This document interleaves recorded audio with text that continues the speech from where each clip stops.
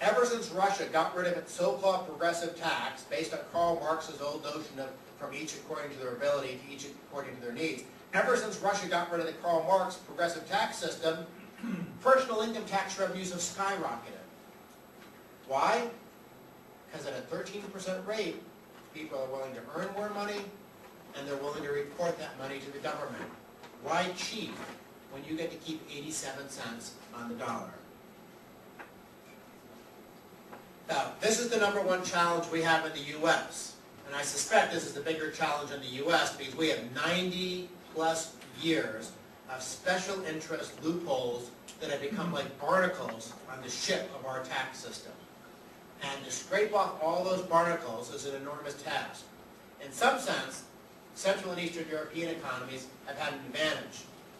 By in effect designing tax systems from scratch, you didn't have an opportunity for too many special interest groups to develop long-standing loopholes and special preferences in your tax code. So I don't think it was worth spending decades under communism, but at least look at the silver lining in the dark cloud.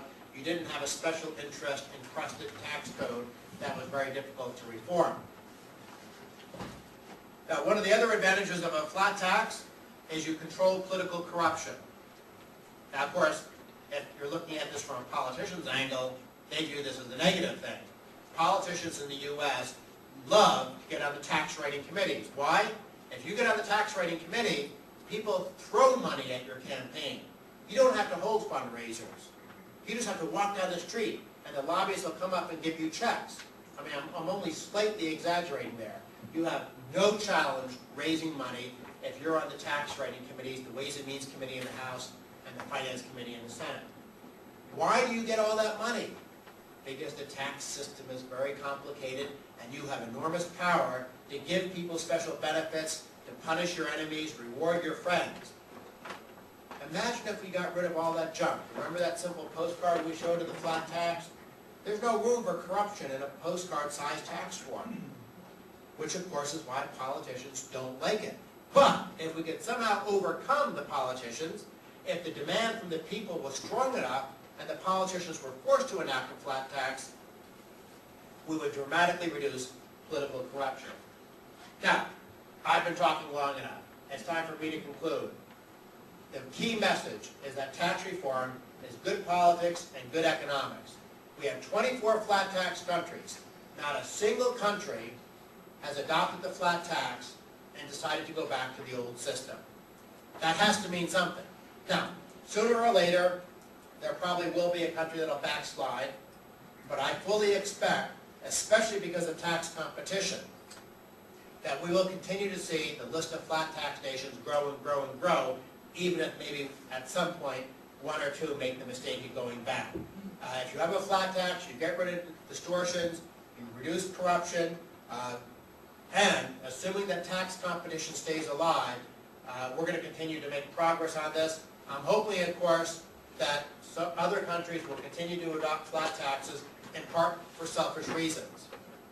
When I first started talking about the flat tax, the politicians in the U.S. about 20 years ago, they said, oh, this is an impractical theory. I said, well, no, we have Hong Kong. Look at Hong Kong. They said, yeah, but that's a special case because it's, I don't know, it's a British colony. I said, well, why does that make it a special case? It's still a big economy with a flat tax. They said, well, it's a special case. And then Estonia and the other Baltic nations did flat taxes. And I said, well, look, there are more flat tax countries and they're doing well. And the politician said, yeah, but those are small economies, so that doesn't count.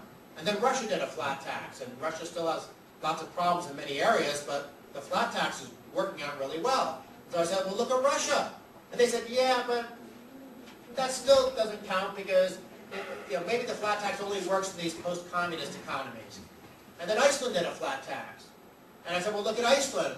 And they said, yeah, but now you're back to a small economy. So no matter what happens in the world, I'm always told by the politicians in Washington, yeah, but that's a special case and it doesn't apply to the U.S. Hopefully, by the time we go from 24 countries to 124 countries, there'll only be a few holdouts. France, the U.S., North Korea, and Cuba might be the last 4 countries to get to a flat tax, but at least if the rest of the world goes there, at least I could say maybe I played a small, tiny role in that. Thank you very much. I'll be happy to answer any questions.